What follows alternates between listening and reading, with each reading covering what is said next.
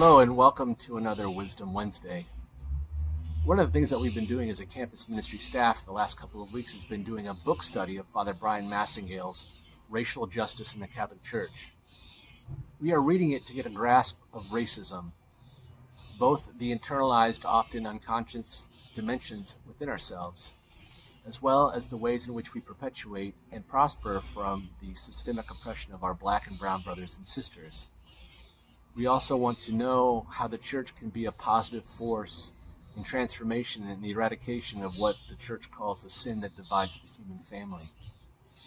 Notice I say our, not to describe us as objects of the oppression, but in relation to those whom we would call brother and sister experiencing the oppression.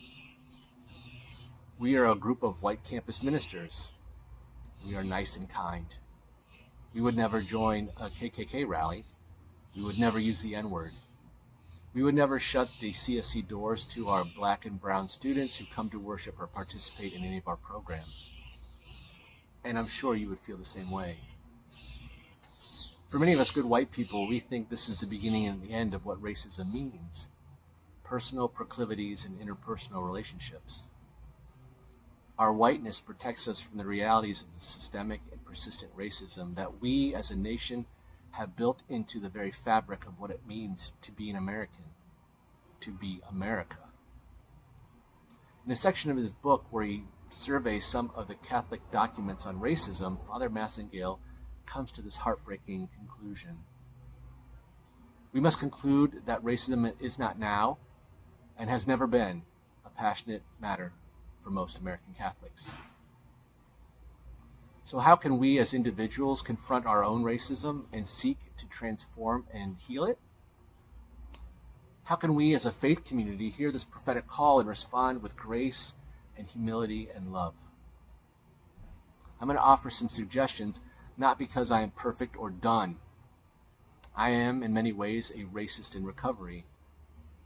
I acknowledge that no matter how hard I work at eradicating racism from my soul, that I am in no way guaranteed to succeed. So I turn to my Maker and declare my powerlessness to it, in hopes that our loving God will continue to call me to conversion and I can respond to a yes each and every time. I will use the time-tested and true model of Catholic social action. If you are unfamiliar with this model, it is a way in engaging the world to bring about justice based upon gospel values. It has 3 steps: pray, reflect, act. So I invite you to pray. It is only with God's love and grace that we can walk this road. There are many prayers and meditations on praying against racism out there online. You can join one of our students on our Instagram account. She's been guiding us on a 54-day novena to end racism and police violence. Our life, rooted in prayer, will be given the grace to transcend performative anti-racism to one of true solidarity and allyship. I invite you to reflect. This reflection has 2 parts. The first part is social analysis. So I invite you to read books by Black authors, watch TED Talks on racism, go to talks on racism, seek and find the ways racism has been integral into the foundation of where you live or where you go to school or what church you attend. The second is theological reflection. Read the church documents on racism. What do the scriptures have to say to us about racism? Are you reading Black Catholic theologians and other wisdom authors? Finally, action. What are you going to do to end systemic racism? How are you going to be part of the solution? What are the steps that you can take to confront the racism in your own heart in the world you live in? Will you say something when Uncle Bob or your boss or your parents start telling a racist joke? Will you join others in marches and protests? Will you write your legislators and ask them to support laws that uplift Black lives?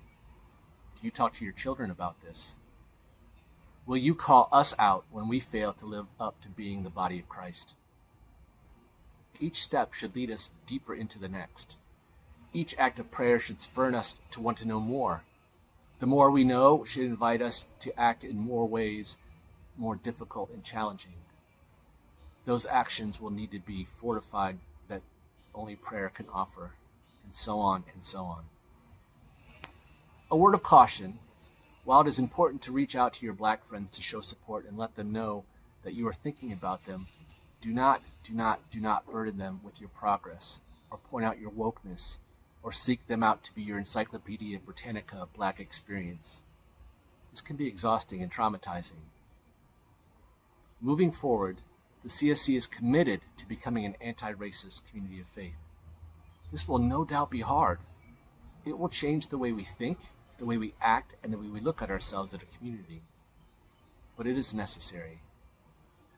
We invite you to be partners in this transformation. Please be on the lookout when the opportunities arise. One final note. I know that on many of these Wednesday videos have been dealing with racism lately, and you might have the urge to shut it off because of it. You might be tired, but I invite you to take the following into prayer and consideration.